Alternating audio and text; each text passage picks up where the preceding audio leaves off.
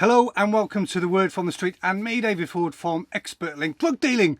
So here's a touchy subject, if ever there is one.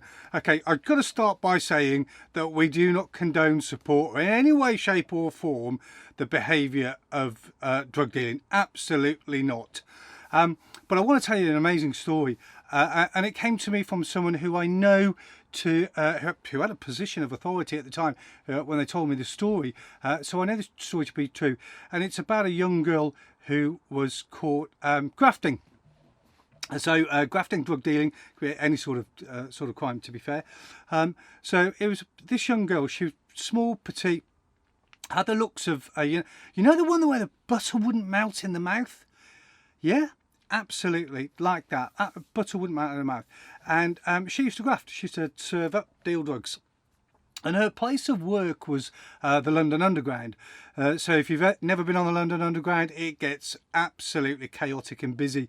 And so that's where her place of work was. That's where she chose to work. And to be fair, getting yourself lost in the crowd, not a bad... well, there was some planning there, thinking there, wasn't it, about that? So anyway, one day she was working. She got clocked, got seen by the police. They came down, they caught her, they cuffed her, dragged her all the way up through the underground, stuck her in a car, drove her to the police station. So if you've ever been checked in at a police station, normally you get really, really good desk sergeants, and that what they don't want to do is they don't want to get you to kick off, so they treat you really well, with respect. You get treated with respect when checking in, I would say, generally. And so they were checking her in and going through all the bits and pieces. And like I said, she was angelic looking. Butter wouldn't melt in her mouth. And they turned their back for a moment. And that just for one moment, they left her, and she escaped. And on the way out through the door, she swiped the car keys from the policeman who brought her in. He'd left them on the desktop. She swiped those, got out of there, got in the car and got away. And it took them like 20 minutes, half an hour to get hold of her. The helicopters going, the sirens, everything. But they got her. So she ended up in court. And if any of you have ever done anything against the police, against them personally, committed a crime against them or made them look bad, trust me, it's like or the system, not necessarily the police but the system, it's like the whole world. They will throw everything at you, and that's exactly what they did with this girl. They threw the book at, you're a bad girl, you're a criminal, you're a crook, you're a murderer, you're a drug dealer, you're a thief, you steal cars, you do this, you do that. Threw the book at her. Take her down, throw away the keys, don't ever let her out. So she went down for the longest term that they could give her.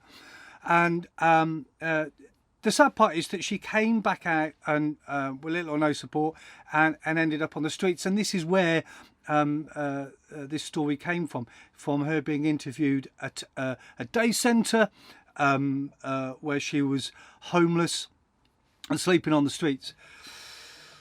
But here's the thing. What would have happened if in the court system it had been a little bit different? What would have happened if the court system had said, right, okay, behaviour sucks, and it does, be fair, behaviour sucks, but let's separate your behaviour from your skill sets. What skills do you have?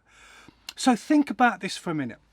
This is a young girl who had her own business. So she was entrepreneurial, wasn't she? She set up her own business.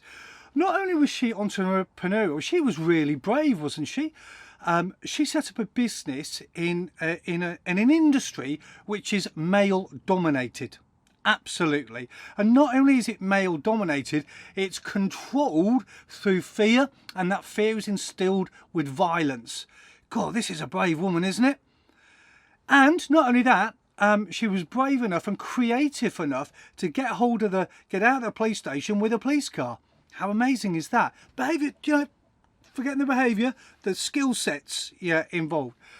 She was obviously very good at planning. I know eventually she got caught, but she where places to work and how to work.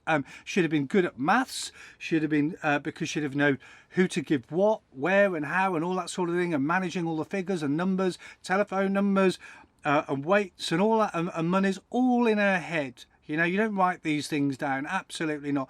So she'd have been fantastic at doing that type of stuff.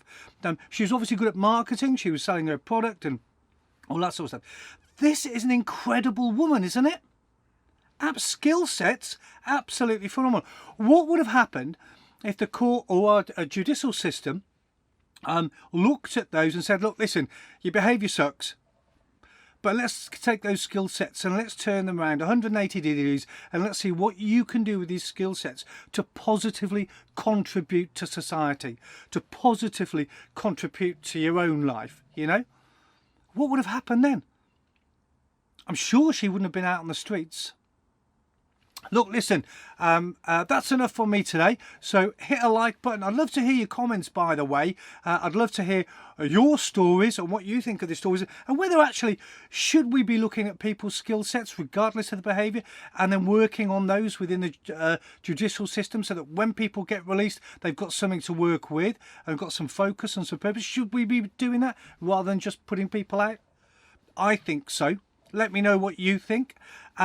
Please like, subscribe and share this as well. You know, when you like and subscribe, it helps the algorithms. It means that this video gets shared more. And maybe, just maybe, we can start to create a difference just in our conversations and create a better world. Guys, until next time, stay safe. Love you all. Don't give up. Don't give up. Don't give up. Don't give up. No matter what.